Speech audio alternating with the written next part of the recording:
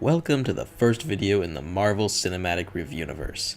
In celebration of the success and upcoming 10-year anniversary of the Marvel film franchise, as well as the release of Avengers Infinity War, I'll be going back and reviewing each movie in the Marvel Cinematic Universe. I won't be touching the TV and Netflix shows or special one-shots, just the feature films. Also, keep in mind that I will not be judging these movies based on comic book accuracy, but simply how they are as films themselves, as well as how they fit into the MCU as a whole. So, without further ado, let's get started.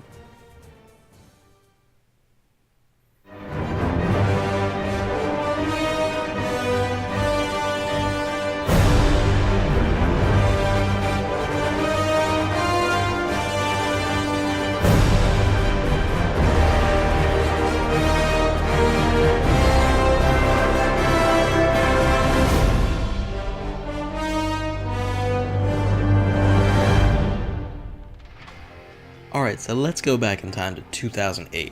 Superhero movies in general seem to be going downhill as most of the ones released left much to be desired. Sam Raimi's popular Spider-Man series had just concluded, and Christopher Nolan's Dark Knight franchise was just starting with Batman Begins in 2005, as The Dark Knight had yet to be released. At this point in time, those were the only two shining beacons of quality hidden in a sea of Ghost Riders, Fantastic Fours, and Underdog. At one point, Marvel Studios had the idea to create something that hadn't truly been done before.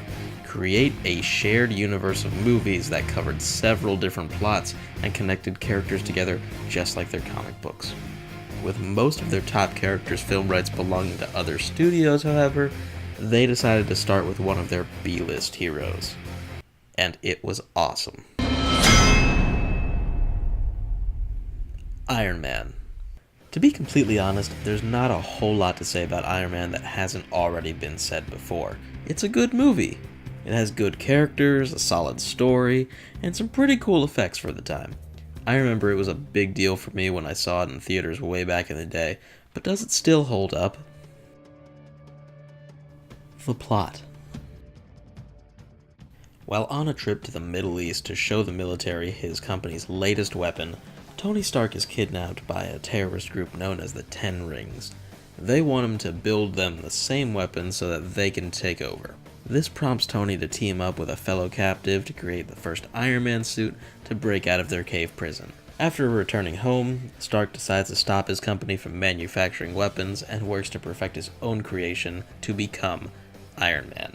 After taking out the terrorists that imprisoned him, his business partner Obadiah Stone emerges as the true villain the whole time. They fight, Stone dies, and this leads to the film's conclusion. At its core, Iron Man's plot isn't exactly anything new or different for the time period. We've seen the normal person has a life-changing experience, becomes a hero, then fights a villain at the end plot so many times by now, it's your typical origin story movie. With that being said, that's not really a bad thing. With this movie being the start of the MCU, they can't make too many risks or do anything too big. With this movie even existing, Marvel is already taking a huge risk in the form of creating the universe. And the universe in the first place is already trying something that one would say is too big or too ambitious for the time. It helped the movie for the plot to be something familiar and simple that audiences were used to, otherwise it could be a little bit overwhelming. In short, Iron Man's plot is basic, but it's the plot that needed to happen in order to get the ball rolling. The characters. Where it lacks in plot, Iron Man makes up for in its characters. This is a real game changer that separates Iron Man from other superhero films at the time. It is a very character-driven movie, shown especially in the main character, Tony Stark. Tony is an interesting character. He's cool, he's smart, and he's funny. He doesn't need the Iron Man suit to be interesting to us, we just like to see him. Nobody really cares about Bruce Wayne, we all want to see Batman. Same goes for Clark Kent or Bruce Banner. They're incredibly boring, we just want Superman or the Hulk. But with Iron Man, it's different. Iron Man is just a metal suit. Tony Stark is the interesting one, and he's the same with or without the suit. He doesn't act like a different person, he's always himself. That way, he's always interesting. The other thing that makes Tony Stark great is that he goes through significant changes during the movie. At the start, he's a sarcastic, selfish, arrogant man that only really cares about himself.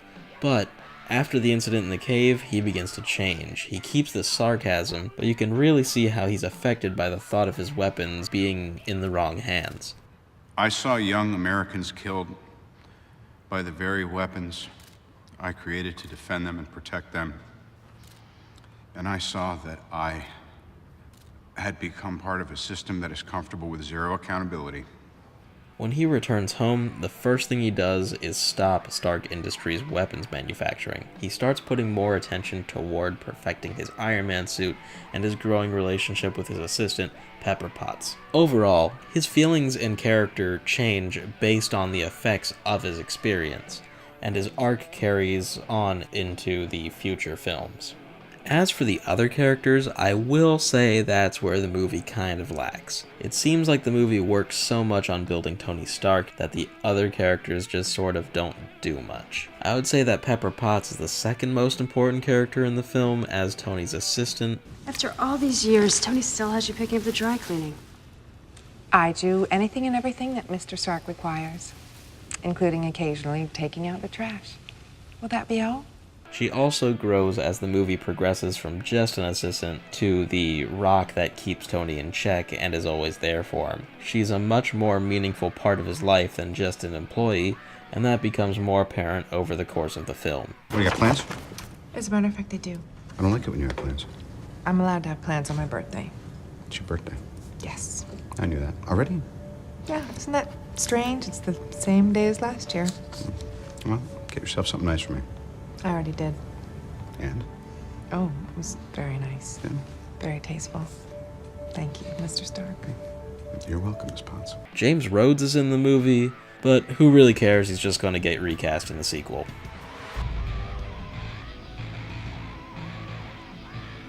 Next time, baby.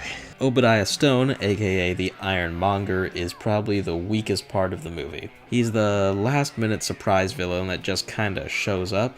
He's not developed very much, and I feel like he's just there to fill the requirement of having a villain to fight at the end of the film. Do I think that the movie would be better without him? Not exactly. Well, Iron Man is the best part of the movie, as he should be. I feel the villain should be just as interesting, and in this case, he's not. I want to see them fight as much as anybody, but I feel Ironmonger doesn't really add as much to the film, and it would be the same quality without him. It just wouldn't have as exciting an ending. I would have preferred that a little more time was spent on his character to make him feel like more than just the bad guy of the movie, and I like Jeff Bridges, so I kinda wish that he could have gotten a better role in a future MCU movie instead, but it's a little too late now. Visuals, effects, music, editing. For 2008, the visuals and effects are sort of a mixed bag. On one hand, the CGI can sometimes feel a little bit dated, and there aren't really a lot of shots that stand out, but on the other hand, the CGI still holds up most of the time, especially on Iron Man's suit. It feels like there's a heavy weight and solid look to it, as a metal suit should have. When Iron Man finally takes flight, that's a great iconic moment. It's very awesome, it's really cool.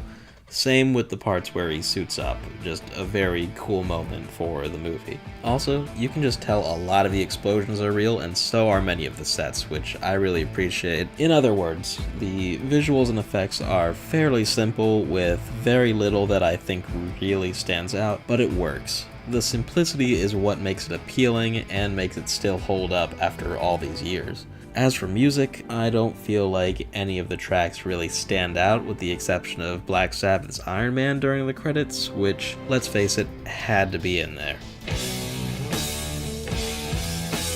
On a more positive note, I feel like the editing and writing really went well together to nail the feel of the film. Tony has some good funny quips and chemistry with the rest of the cast, and editing really helps with the film's more comedic moments. I really appreciate certain cuts that show juxtaposition. For example, during the ceremony, they build up how much of a hard worker Tony Stark is, how dedicated, how great he is, but then they immediately cut to him goofing off in a casino. The best thing about Tony is also the worst thing. He's always working. Work it! Come on! Or this scene with the training exercise. Now, what am I supposed to tell the press? Training exercise, isn't that the usual BS? It's not that simple. An unfortunate training exercise involving an F-22 Raptor occurred yesterday. These quick cuts make the jokes a lot funnier. Final thoughts and the MCU. Overall, Iron Man is still a really good movie. Sure, the plot may be basic and the side characters don't add much to it, but the movie was a game changer. It gave us a character that had a legitimate change, a solid hero that we could really get behind.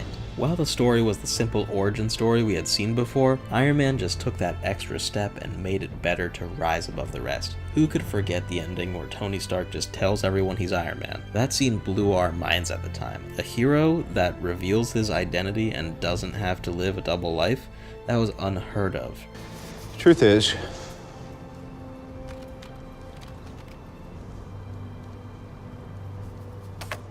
I am Iron Man.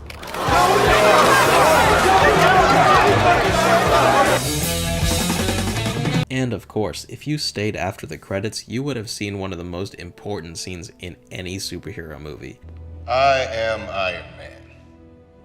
You think you're the only superhero in the world? Mr. Stark, you've become part of a bigger universe.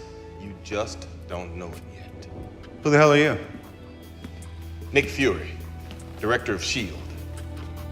Oh. I'm here to talk to you about the Avenger Initiative.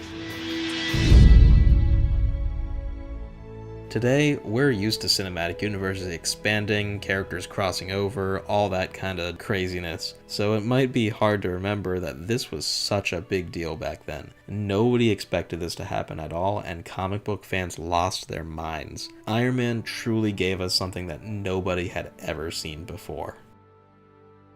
As for the MCU, since it's the first movie in the series, not too much is done here to really add on to the world. S.H.I.E.L.D. is introduced, Nick Fury shows up. Other than that, there isn't much to mention other than Rhodes hinting at being War Machine, but I doubt at this point they really thought they would get that far. Of course, future films in the series will have a lot more to talk about in this part, but that's gonna be a little bit. Iron Man really changed up the genre with an incredibly likable hero and great character development. While the plot is admittedly simple and the villain and side characters are kinda weak, it is still a solid movie and what was needed to be made at the time. I give Iron Man an 8 out of 10.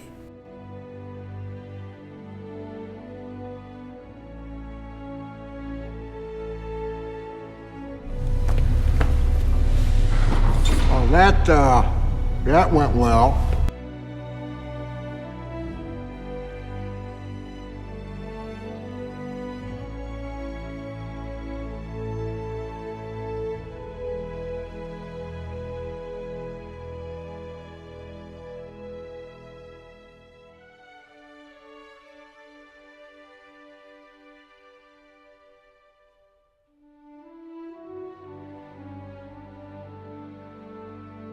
Tune in next time when we take a look at the Incredible Hulk, and it'll make me want to blow my brains out.